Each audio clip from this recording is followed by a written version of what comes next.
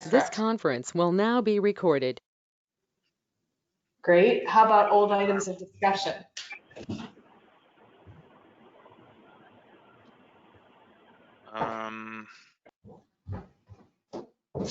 Well, the only thing I was gonna say, I guess one of the old items would be to discuss that the parking lot project is going to be moving forward. And let me just on June 22nd, the week of the 22nd, and I just wanted to kind of stress that that's being paid for. I believe like 90% of it's being paid for with grant funding from P Corp. So, which basically is our workers' compensation insurance, and it's funded through CCAP, and they provide grants as a return for the pool of money that's generated, and so we're using that for the most part to do the parking lot project.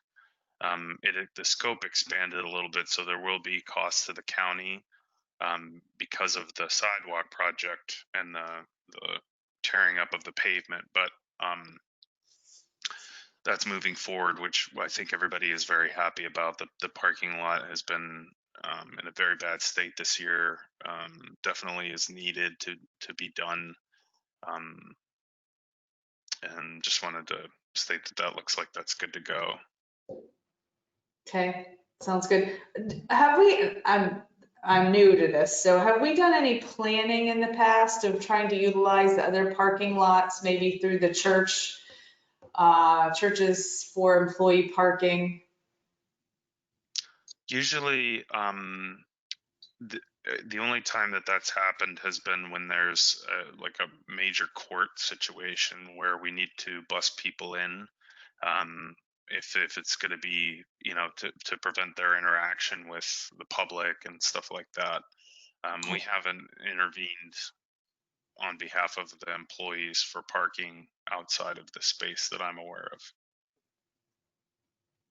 Is that something maybe we should engage to do? Well, I guess the question would be what is your thoughts on that? I'm not sure what you're.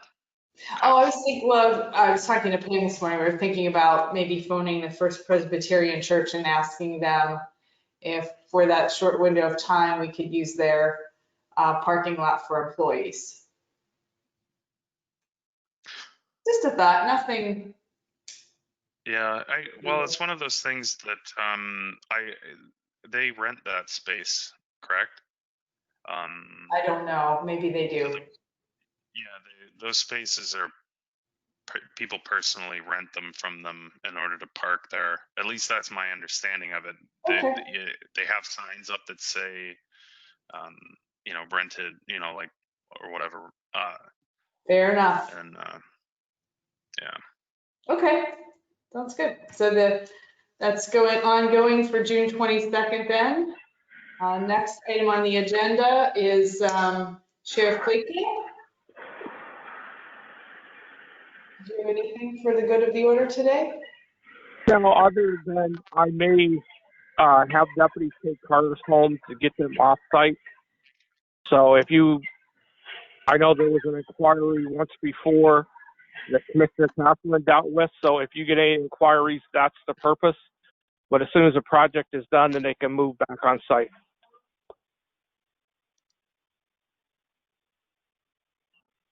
Okay. Anything else?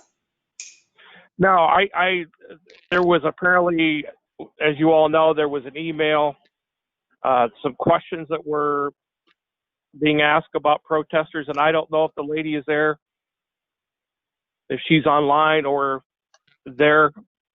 I don't know that she's on the call. Okay. I don't know that everybody. Well, there's a caller 3. I'm not sure if that's, but yeah, no. This is Jane Dunshee. I'm listening, but I'm not quite sure what you're asking. I don't think Jane, I don't think you were the one who emailed, so I wouldn't. No. Worry about it. Okay. No, it was Mrs. Davis, and I did respond by email Right. But my understanding, she was going to be at the work session, but I did provide answers to her question. Okay. Yes, you did. All right.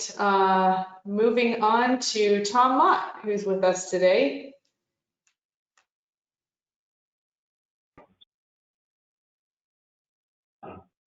There we go. Oh, okay, there we go. So I'm here to discuss some thoughts on broadband expansion in Warren County. I've been diligently looking at some opportunities. One such opportunity that's coming up is the FCC Reverse Auction that is scheduled for this fall.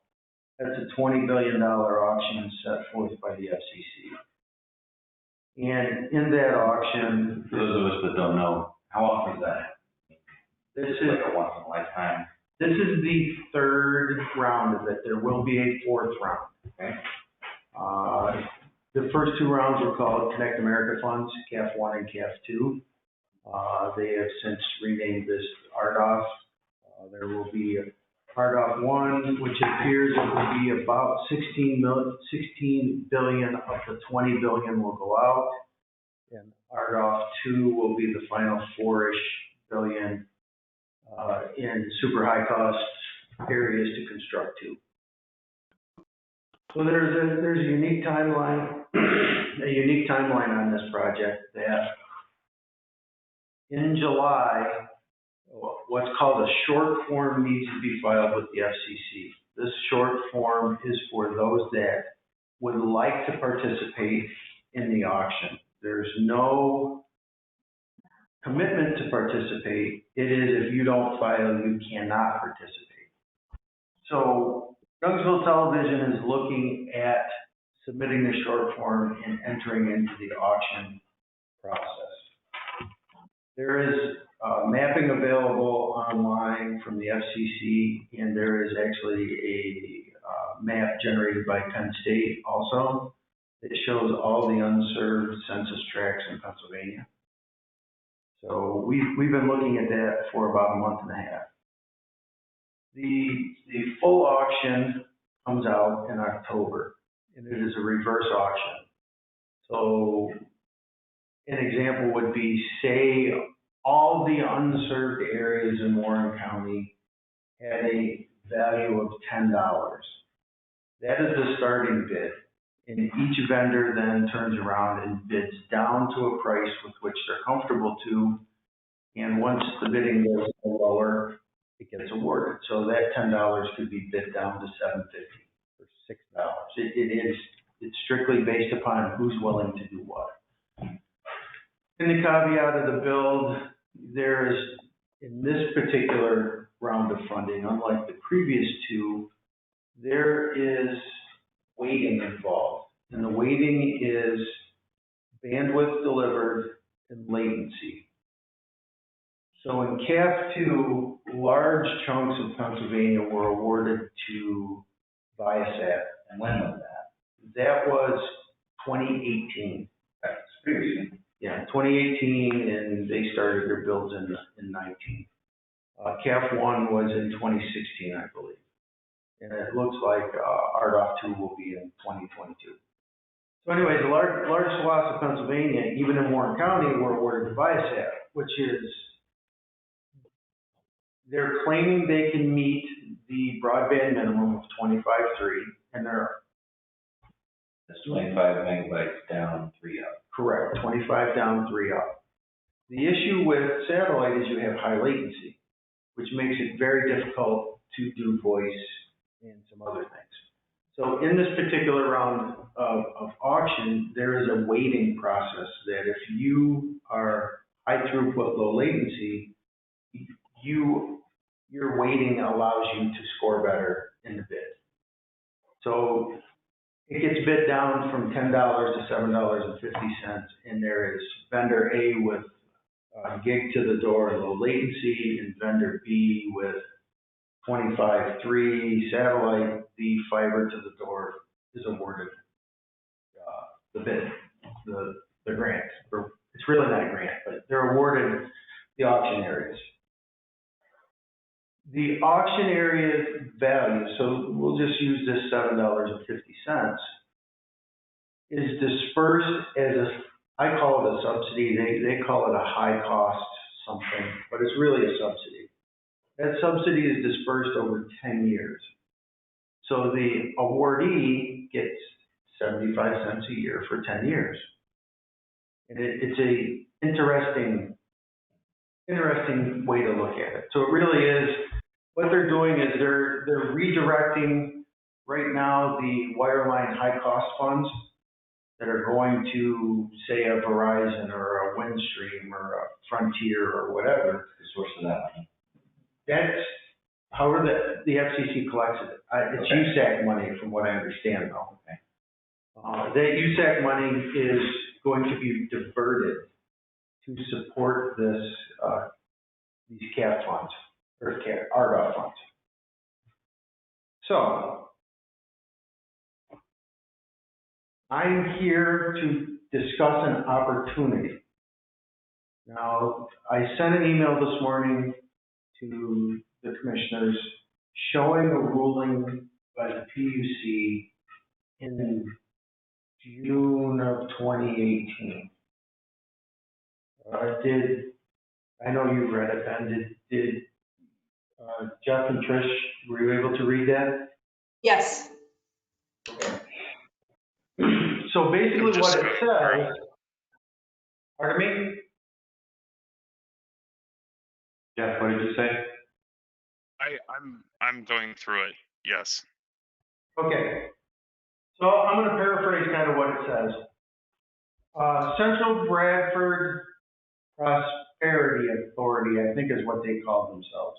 I just have been talking about it as Central Bradford. Central Bradford has an authority. The authority was formed for economic development. They developed a plan where they were going to lease dark fiber to third parties to deploy broadband in their area. Can you remind us what dark fiber is? Dark fiber is fiber that is hung on a pole that has not been turned on. There's no light going down the fiber. So it is a open medium at that point. So the authority asked some pointed questions to the PUC. And I have been working with a gentleman called Joseph Whitmer with the PUC. I have become his friend over the last year and a half. And in a way to try to figure out how to build broadband into rural Pennsylvania, the shortcoming with Youngsville Television is we can go out and win the auction. We cannot get the funds to build the fiber. There's the shortcoming. So, in conversations with the PUC and Mr. Whitmer, we came to the Central Bradford order from 2018. The PUC said the Central Bradford Authority could lease dark fiber to third-party entities for broadband deployment in their area because broadband is considered economic development. That was the second ruling inside that order. The first ruling, the authority, I will step back and I will give a brief overview of broadband deployment and government ownership in Pennsylvania. Mm-hmm. A government entity is not typically allowed to provide a utility such as broadband in their area. There is a caveat that says if a local government wishes to provide broadband, they have to submit what's called a right of first refusal, a letter to the incumbent local exchange carrier, and that local exchange carrier will say, yes, I am going to provide this level of service in the next 14 months, or no, we have no desire to provide that service.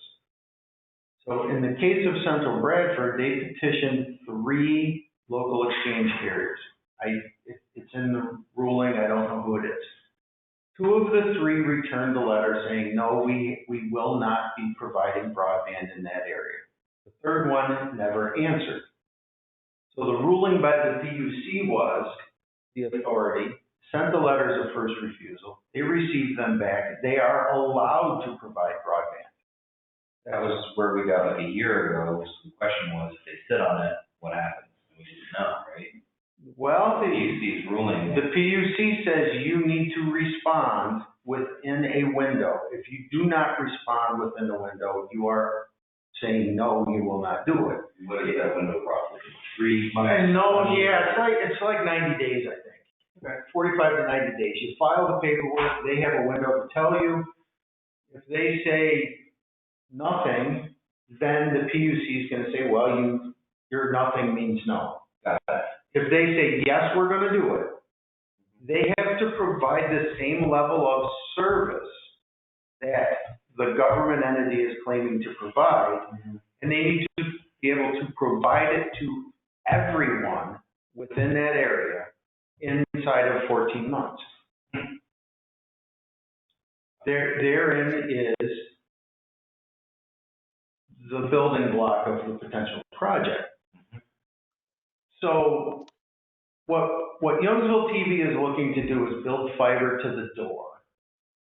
We would like to serve an area large enough that would encompass multiple local exchange carrier areas. The reasoning behind that is when the letter of right of first refusal is sent, and say, we'll just pick the 2 that we know, Windstream and Verizon. And we say, Youngsville Television and/or an authority, working with an authority, the authority would like to provide broadband to all of Warren and all of Forest County. Neither of those local exchange carriers legally can cover both areas. Number 2, the declaration is going to be a gig up and a gig down to the door, which precludes any copper. It means it has to be fiber to the door. The third thing is, if they say yes, they have to provide it to everyone within 14 months. Okay. What kind of timeline do you have to actually provide one up, one down? We're not tied to a timeline. There's no tie to a timeline. Okay. But the incumbent, because they have received USAC funds and Universal Services money and all this high-cost money they've been given for years, they have to declare they're going to do it or not. What will happen is when RDOF is awarded, there is a 6-year window to build. You can get an additional 2 years for final completion, depending on if you have more numbers than they thought or whatever. But it's really a 6 to an 8-year window to build to everyone. Once it's done and you've declared you've built, any customer that calls and says, I want service, you have, I'm not 100% sure if my numbers are correct, but I believe it's 10 to 14 days to be able to provide them service if they request it. That is a stipulation in this program, which means you have to have it built by their house. Right. You can't be 5 miles down the road and say, I'll get you there in 2 months. It's how the FCC is holding these awardees feet to the fire. So, For Kefferland? Oh, Yeah. sorry. I was just going to interject. I was going through the Bradford Progress Authority's website, and I actually know at least one person on the board. And what I was thinking is that I emailed them to ask them for a phone call to talk about this, but then also maybe see if we can get 2 or 3 of those folks on the phone and just talk to them about their experience with this and the decision. And then also we could forward this to a solicitor, the solicitor and have him review it as well, and whatever, because he'd have a little bit more information aside from just the decision. I'm just throwing that out there as a suggestion, just to get more information on what and just to be clear, Bradford is this Bradford Progress Authority is a combination of Susquehanna County and Bradford County. So there's two counties working together on this. I just wanted to throw that out there. Yeah, I think that having somebody call into our first broadband task force meeting would be a great idea. So if you could make contact with your person and, have them get on that first call, that'd be fantastic. But I think what Tom's driving at is he needs some action from the commissioners in the coming weeks for this July deadline. So we'll go ahead, Tom. So what I'm proposing, using the basis for what Central Bradford Prosperity Authority had done. Here's the proposal. Youngsville Television, and I will restate this, as a 501c12 cooperative, not for profit. Every entity that derives service from Youngsville becomes a member of the cooperative. Thus, we're allowed to keep the costs low and the quality of service high.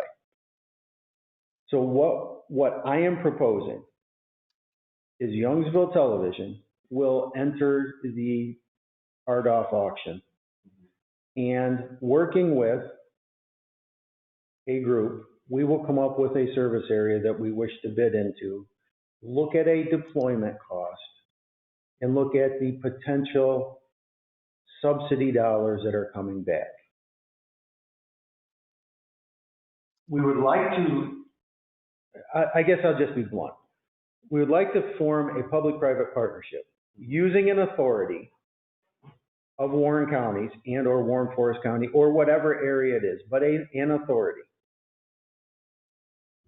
Develop the partnership, develop the agreements. Youngsville will enter the auction and bid on it, and we will look to see what gets awarded at what rate.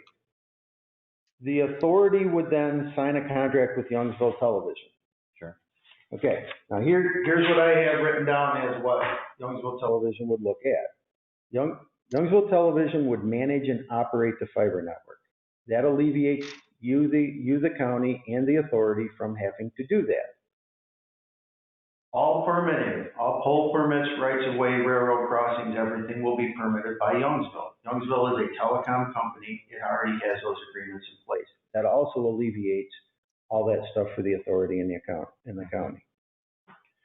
Youngsville will provide end user services to local government, and we can give that at or near zero. However we discuss that, however that plays out, that's wholly part of the agreement. It will deal with private business and residences, providing voice and data. Voice and data are the deliverables inside RDOF. Okay. The authority would get the financing to build the network. It would raise money using investment banking is where I'm looking at. And I've already identified one such institution that will go out and get a 30-year bond to build the network in the name of the authority. So it's basically a 30-year note. Youngsville Television would lease to purchase the fiber network. It would sign a 30-year lease that would pay debt cost plus, and when I say plus, authority operating costs, because you have an associated cost with meeting and all that stuff, something. And they'll sign a 30-year lease agreement. So the net sum to the authority is zero. That's how I envision it for Youngsville. One of the things as we move forward, and I'm going to be, this is the sticking point that I am going to say, Warren County and the authority and Youngsville Television will have, if we get to this point, we'll have to sign an NDA and a non-compete agreement. So third parties don't end up in the middle of this and causing a failure in debt payment. The subsidy that Youngsville Television will garner will pay a good majority of the debt payment for the front 10 years. So that 75 cents a year of the 750 over 10, so the cost to build the network, we'll say, was 30. You're getting 75 cents a year for the front 10 years. That's almost a third of the cost. So the debt payment is insured to be made in the front 10 years. Then you're talking revenue costs. So it's not, you're not hamstrung to make a debt payment out of the gate. It's coming from the subsidy. So that's kind of where we're at. The larger the area, like you said, Central Bradford was a multi-county area. One of the things that do they look favorably, or do they not care in the reverse bidding? Whether they don't care. Okay. They do not care. The auction's the auction. Okay. Well, but when you go after anything else, it would probably be beneficial if you went after more USDA money or something like that. Yes. So one, and this is my million mile view of an authority. An authority is formed with an area of service. Now this is what I read. I'm not an attorney. This would have to go to a solicitor, but this is what I understand. If you define the area as being 2 square blocks and you start the authority, nothing says you can't add area. Okay. Add other agencies and entities into the authority. You cannot remove entities from the authority until all encumbered debt is paid. So you could just start with Youngsville Borough or Construct Township and let it grow as big as you want. Correct. You could say we're starting in area A, we'll add area B. An example would be you could start with, and I'll just say, you start with Warren County, and next year you added Forest County into the authority. Okay. Warren County could not get out, nor could Forest County get out once they entered until all debt payments were due. That's what I understand about an authority. Okay. And beyond that, we need to talk to an attorney. Right. So it's a unique situation that doesn't put the county on the hook. It puts the authority on the hook. You're using the creditworthiness of the account of the county, and we're using investment banking to go out to the public sector and raise the funds to build the network and deliver the service to the community. And the service provider is a not-for-profit cooperative. Right. It's a win-win-win all the way around. The biggest part is because of the RDOF subsidy, the risk is substantially lower. You're guaranteed the money for 10 years as long as you meet the build-out requirements. So you've created, I know, business plans and models for the entire county and probably Forest County before as well. Yeah. Was this kind of on the back burner for the last year or two, or is this a pretty new opportunity? This is something that we weren't going to get involved in. Originally, Youngsville Television said, there's no way we can do it because we can go and win everything. We can't build it. That's the problem. We can't go to PNC Bank or Northwest or whatever and say, hey, write us a $50 million note. But we can. I see. Correct. And that was the angle. So in speaking with Mr. Whitmer and some other people in the state level about this particular situation, as I said, most small companies can't go to public and private investors and get the money to build. But when you look at the subsidy being anywhere between 25% and 30% return on the debt,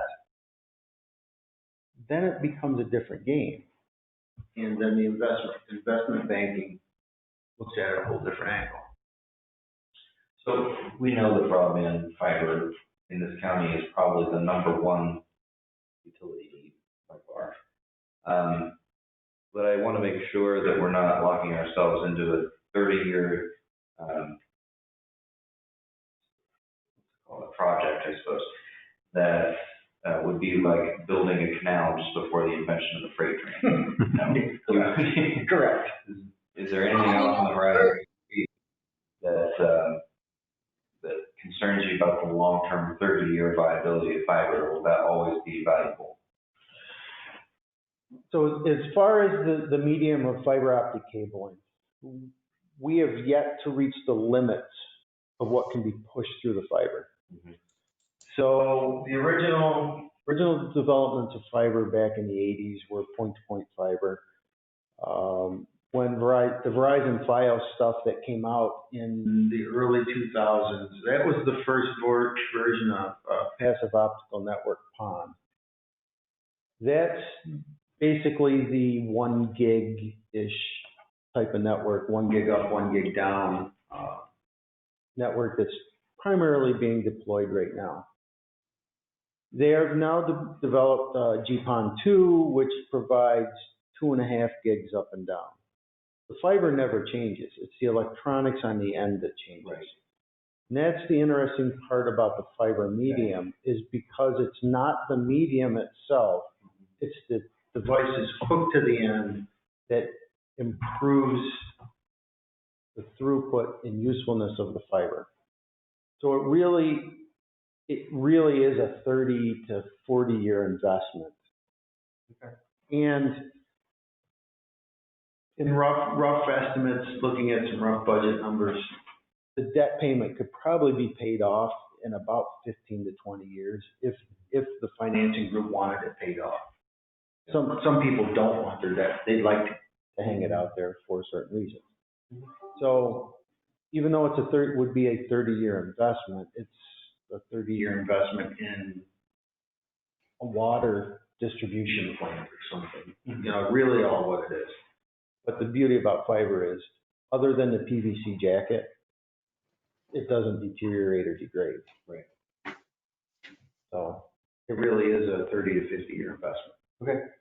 Commissioner questions. Evelyn, do you have anything? I guess is this something we're acting on or propose to act on today? Or, I mean, I'm guessing we would see a written proposal from Youngsville TV so that we could, review the details and opine on it. Right, so the request, I believe, from Youngsville TV today is that we take an authority, either create a new county authority or rehab the industrial development authority in order to facilitate this 30-year bond, right? You need some assurance that that authority is happening before you go out and, well, at least by the fall, but probably want that by July. All what Youngsville Television needs to know is the viability of making this happen. So when auction comes about in October, we're not bidding into service areas and getting awarded and not being able to bid. So we have a window. We really need, by late summer, early fall, something that says, yes, this is going to happen. It doesn't have, I don't need it tomorrow for the bid process because we're going to submit the short form anyways to say, yes, we're in. Mm-hmm. Okay. Okay. We have time. We have time to do this. It's just laying the groundwork and the foundation and how we're going to do it. And really, it's not, I mean, the ask of the commissioners is not a very heavy lift here. It's essentially to reconstitute or create a board authority. The heavy lifting would be done by that authority in terms of reviewing business plans and that sort of thing. And you need your NDA in place for that anyway. Correct.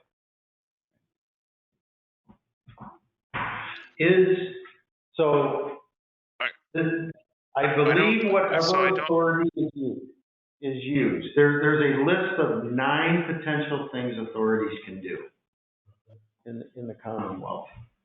The authority that would be involved in this has to have in its charter or however it's written, economic development.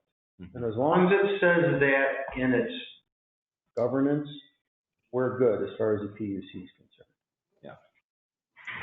All right, so that's the other takeaway is we need to pull at least the IDA charter, if you would, which should be in the county records since it's a county authority that we created. Just verify that. Is there an authority out there today that has been used by the county in the past that just needs to be reactivated? Yes, the IDA. Okay. So maybe we need to work with the solicitor and see what steps need to be taken.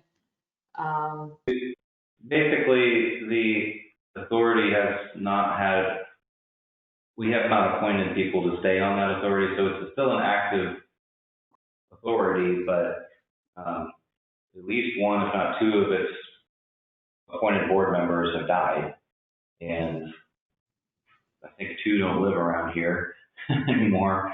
So, I mean, really, it's just a matter, for starters, of taking names, interviewing people, and putting them on this authority board. Just something the commissioners can do in short order. Might even want to pull people from the broadband task force to just be that. I would keep some financial people on there because the IDA is really the fundamental reason for it is to be a pass-through actually for funding opportunities kind of like this.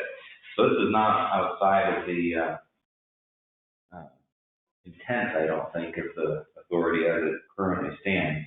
But even if we had to amend its charter somewhat, I mean, the name industrial may not be exactly what you're looking for, but I don't think it matters either.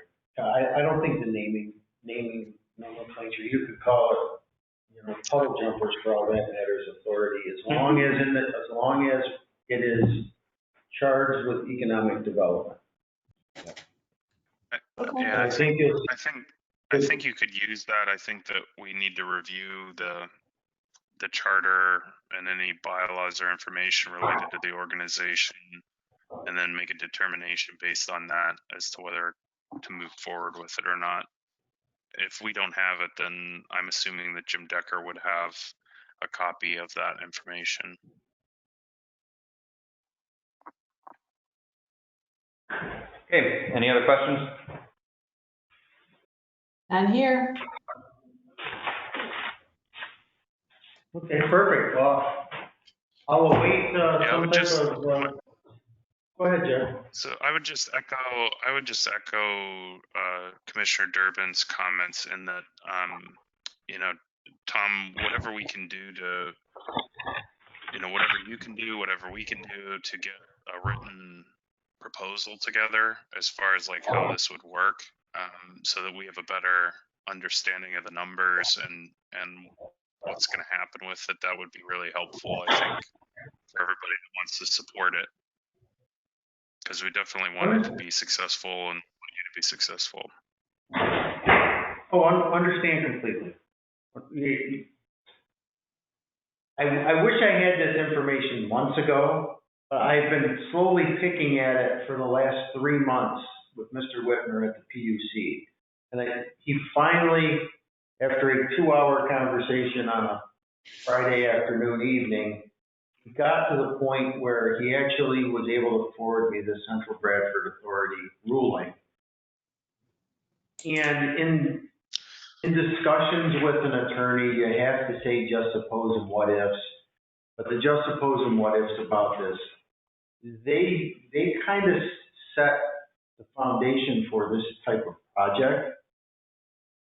Thus why, with the FCC RDOF coming up, it becomes a unique opportunity with a lower risk than a normal one using just investment dollars.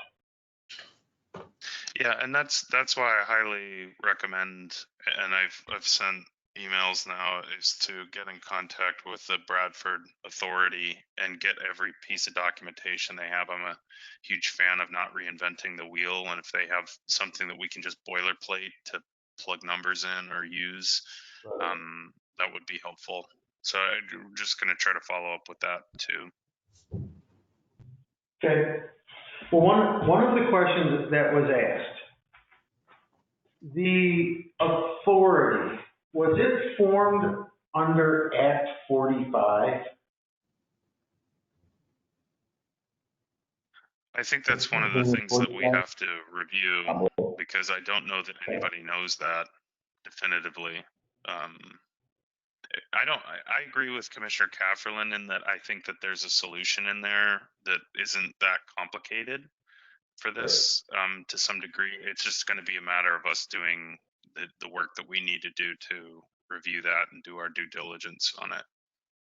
Well, So, the only reason I asked that particular question was in speaking with the investment bankers and their legal counsel on the possibility of something like this. That was one of the questions that they asked. So they just kind of need to understand how the authority was formed and under what act it was formed under, to see if it really, this ruling would fall under what we're trying to do here. So. And I think that reviewing the ruling is really good, because that, as Commissioner Kafferlin had said, is one of the big stumbling blocks that we've had from the beginning, was in looking into this, was that the way the state law is written, and it kind of prevents this type of setup. So definitely interested in that, and glad that you brought it to our attention. so next steps are reviewing our IDA, looking at how it was set up, thinking through board members if we choose to reactivate it.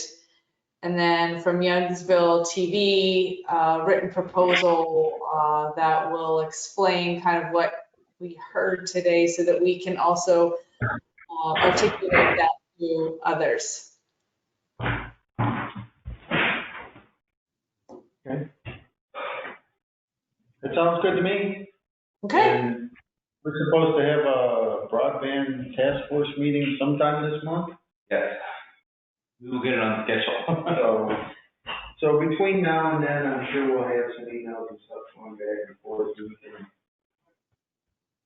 get a general letter written of kind of how we're looking at it, how this possibly could work together, and then we'll have some answers once some paperwork's taken care of.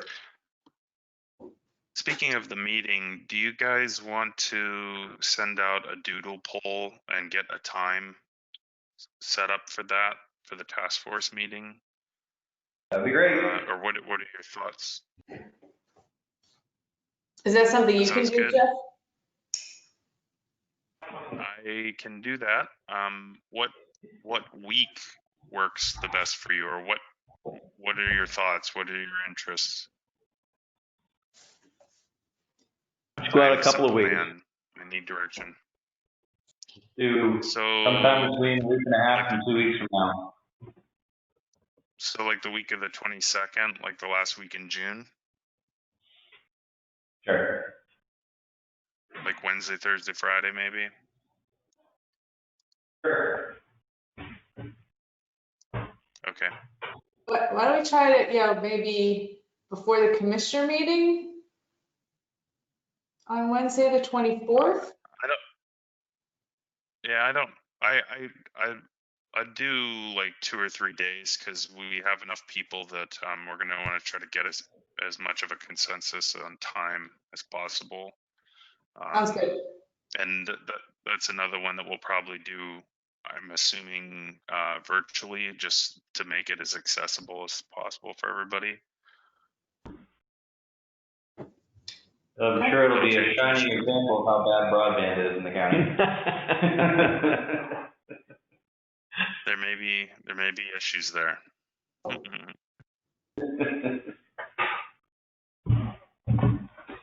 Okay, so with that, I am going to take my leave and let you continue everything you're working on.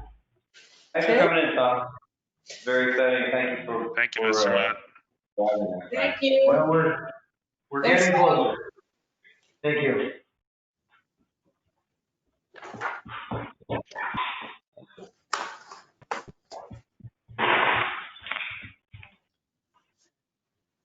Have a wonderful day, everybody. See you, Tom. Yeah.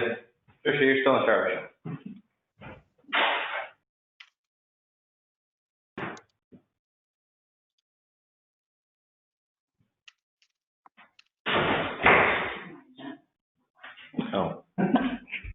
Tricia? Yes. What's next?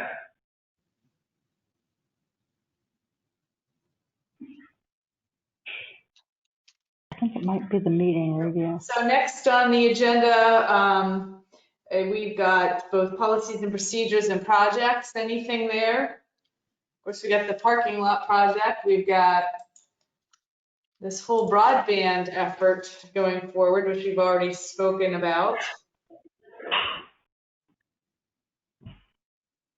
Anything else, Ben or Jeff? Radio project is still scheduled to go live this month. So everybody should be on the emergency radio system. We're still eyeing, the end of this month. Everything's going as planned. That's great. All right, so, go ahead, Jeff. I'm sorry. Okay. Pam, or I guess I'm asking the group, what are your thoughts on the amount of PPE or specifically masks that we have just in general?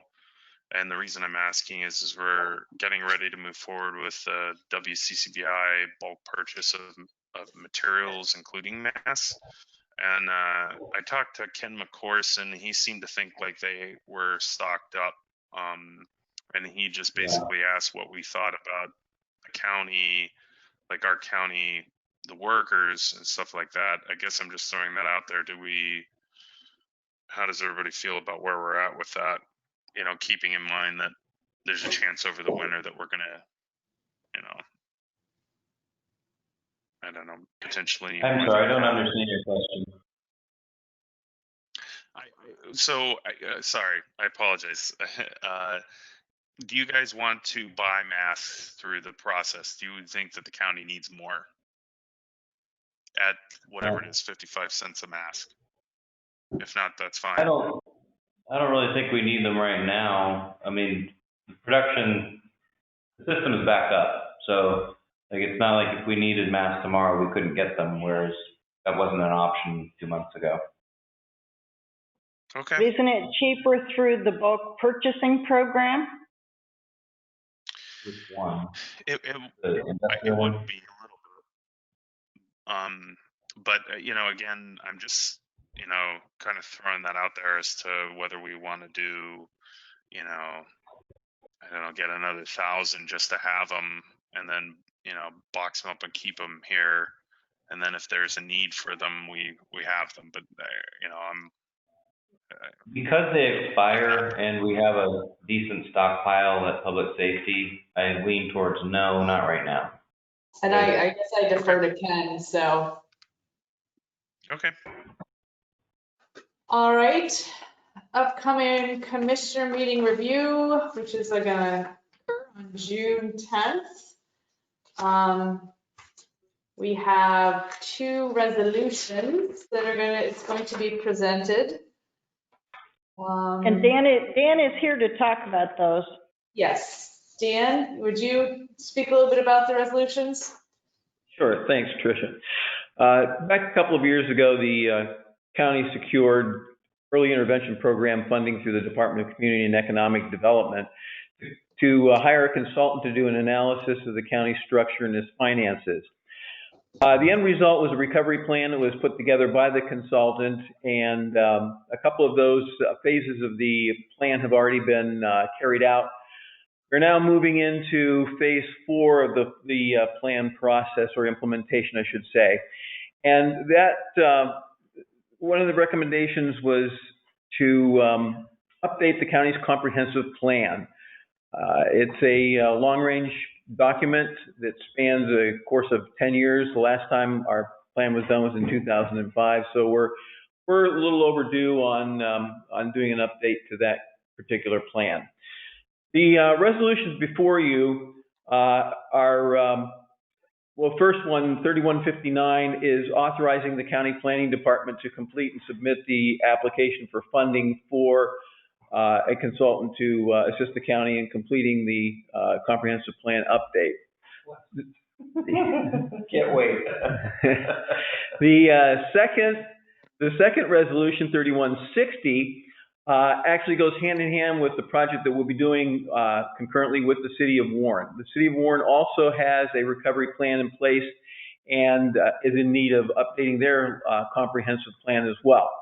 So the recommendation from Department of Community and Economic Development is, since we were looking to hire the same consultant to do both plans, that we support each other's projects. So Resolution 3160 is in support of the county supporting the city's plan process, and the city has in turn adopted one supporting the counties. So that's kind of a summary of the two resolutions that will be before you Wednesday. One authorizing submittal of the application, and the second one in support of the city's plan. Very good, thank you. Any questions? Anything else that needs to go on the agenda for Wednesday?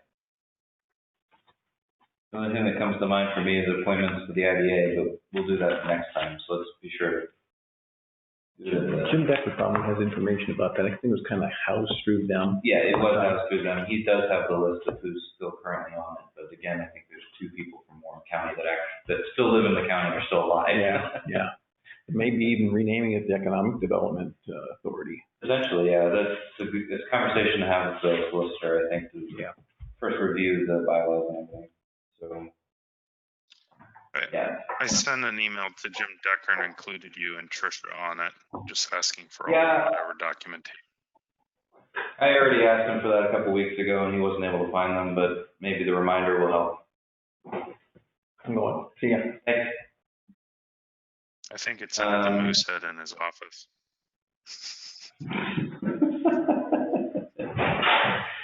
All right, well, I guess we don't have any departments here anymore. Commissioner schedule, anything to note?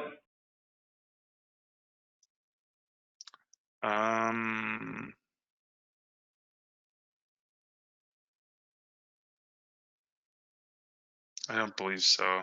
I should be in most of this week. I don't have anything specific other than Only thing I'd highlight, our commissioners meeting on Wednesday. Right. Mark your calendars for Friday at 3:30 if you hadn't, for the broadband call with Penn State Extension. Going to go into a little bit more depth of what Tom talked about today. Okay. What time is that call on Friday? 15:30. Does anybody use regular time anymore? 3:30. 3:30? Sorry, I thought it was being clear. Yep, it's on my calendar. All right. Anything else to bring before the board? Nothing here. All right, no executive session today, so we are adjourned. Thank you. Thanks, everyone. My first video call.